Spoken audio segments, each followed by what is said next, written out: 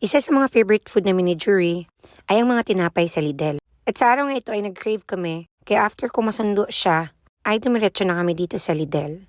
Balak din sana namin mag-swimming sa Oral Leisure Center after namin kumain.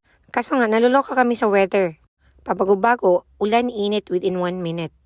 Kaya binago na lang namin yung plano namin. In-enjoy na lang namin yung mga tinapay dito sa loob ng sasakyan. Kita niyo naman sa subo ko, sarap na sarap. Si Jury nagdadaktak pa rin bakit ganito ang weather sa Ireland.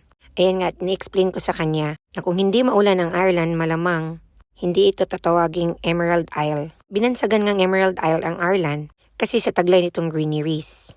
Maraming mga punong kahoy, halaman, at bulaklak dito. At dahil yan sa maulan nilang weather. Ilan pa mo? Kanina.